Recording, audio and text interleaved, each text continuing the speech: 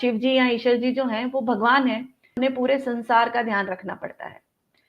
तो एक बार ऐसा होता है कि वो संसार का ध्यान रखने के लिए बार-बार यात्राओं पर जाते हैं और आकाश मार्ग से देखते हैं कि संसार कैसा चल रहा है, उसके कुशल-मंगल का ख़्याल रखते हैं। तो एक बार वो उद्यत हुए कि मैं जाता हूँ, देख कर के आता हूँ कि संसार में क्या चल रहा है। पार्वती जी उनसे कहती हैं कि भई मुझे भी आपके साथ चलना है।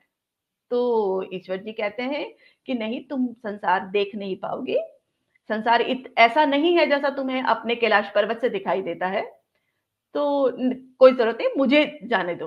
तो नहीं, पार्वती जी तो हट करके बैठ गई कि जी मुझे तो जाना ही है। तो ठीक है, शिव जी ने कहा अच्छी बात है, और लेकिन तुम्हें मुझे ये वचन देना होगा कि तुम मुझसे किसी तरह की मांग नहीं करोगी। तो पार्वती जी ने ऐसा कहा कि ऐसा तो संभव नहीं है कि मैं आपके साथ घूमने जाऊं और मुझे कुछ पसंद आ जाए, तो हो सकता है कि मैं कुछ मांग कर सकती हूँ। चलिए, फिर भी शिव जी ने उन्हें काफी समझा बुझा करके कि ठीक है, तुम धैर्य रखना और सिर्फ देखना, हमें कुछ नहीं करना है वहां पर, हम सिर्फ देखने के लिए जा रहे हैं। तो वो निकलते हैं। अब जब वो इस यात्रा पर निकलते हैं तो सबसे पहले यात्रा में एक घोड़ी दिखाई देती है, और उस घोड़ी को उस समय प्रसव हो रहा होता है, मतलब डिलीवरी हो रही होती है। तो वो घोड़ी बहुत ज्यादा दर्द में होती है। हम सभी जानते हैं कि प्रसव पीड़ा कितनी भयंकर होती है।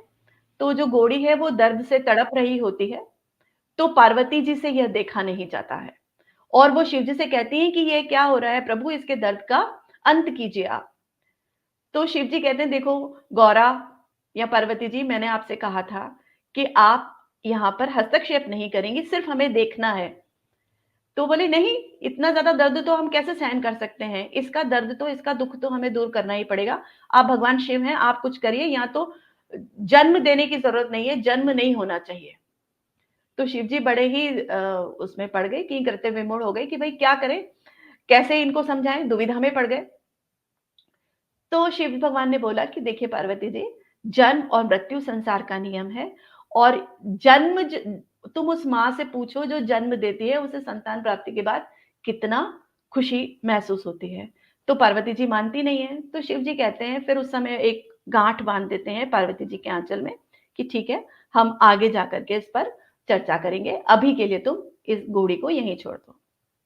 वो थोड़ा आगे बढ़ते हैं, फिर वहां पर जाते हैं तो उत्सव मना हुआ है और लोग बहुत खुशी से पूजा कर रहे हैं। एक स्त्री लाल चुनर सजी हुई है, उसकी गोद में एक बालक है, और सब लोग उसकी गोद में अनेक प्रकार के मिष्ठान, मेवे, मिठाइयाँ और कई सारी चीजें उसको दे रहे हैं। वो बिल्कुल जेवरों से लदी हुई है, उत्सव मना हुआ है, लोग नृत्य कर रहे हैं।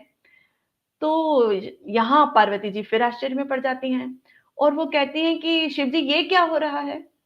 तो शिव भगवान कहते हैं कि देखो, मैंने कहा था ना कि संतान प्राप्ति एक बहुत बड़ी बात है, और इस स्त्री को अभी अभी एक संतान की प्राप्ति हुई है। तो सभी लोग, पूरा परिवार उस नए शिशु के आगमन की बधाई मना रहे हैं, गीत गा रहे हैं। तो पार्वती जी बड़ी प्रभावित हो जाती हैं, और पार्वती जी कहती हैं कि अरे फिर तो ये तो बहुत अच्छी बात है, मुझे भी माँ बनना है, अब तो मैं भी माँ बनना चाहती हूँ। तो शिव जी ने कहा कि भाई अभी थोड़ी देर पहले तो तुम कह रही थी कि ये जन्म मृत्यु बंद हो जाना चाहिए, और अब तुम स्वयं माँ बनना चाहती हो। तो फिर शिव जी पार्वती जी को आशीर्वाद देते हैं कि ठीक है, तुम स्वयं अपनी संतान का निर्माण करोगे। और इसी प्रकार से आपने देखा होगा कि पार्वती जी गणेश जी को जन्म देती हैं, निर्माण करती हैं। तो ये एक कहानी है ईश्वर और पार्वती की यात्रा की। फिर इसी में थोड़ा आगे चलते चलते जब वो किसी बागीचे में पहुंचते हैं, उपवन में, और बैठ जाते हैं। जब वो वहां बैठ जाते हैं तो शिव जी, आप जानते हैं, वो जटाओं धारी होते हैं और अपने प्रारंभिक स्वरूप में होते हैं। तो लोग, चिर परिचित जो स्वरूप शिव भगवान का है, तो लोगों ने जैसे ही शिव जी को देखा तो समझ गए कि ये कोई साधु महात्मा है। तो वो उनके आसपास आ गए कि बहुत बड़े साधु आए हैं, घरों में जाकर के उन्होंने सूचना दी। तो वो जब पूछने आए तो शिव जी ने बोला कि भाई हम तो शिव और पार्वती हैं और हम यहाँ पर आए हैं। तो जो उस नगर की या गांव की गरीब स्त्रियां थी, या साधारण मनुष्य, साधारण जो जनसाधारण था, वो उसी समय जिस स्थिति में थे भाग करके आए और आकर के शिव पार्वती की पूजा करने लगे। तो पार्वती जी के पास एक घड़ा था, उस घड़े में उन्होंने सुहाग रखा हुआ था। तो वो सुहाग भर भर करके उन लोगों पर बांटने लग गई।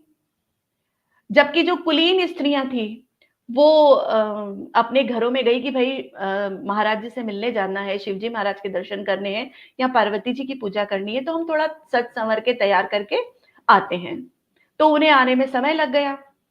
जब तक वो आईं, तो पार्वती जी के घड़े में बिल्कुल 1 अंगुली भर सुहाग बचा था।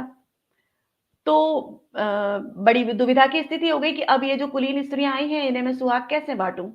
तो फिर पार्वती जी क्या करती हैं कि अपनी उँगली से सुहाग का एक-एक छींटा उन स्त्रियों के ऊपर डाल देती हैं। तो बस यहीं से मेरे मुझे लगता है कि गणगौर का आरंभ हुआ और ये मान्यता है।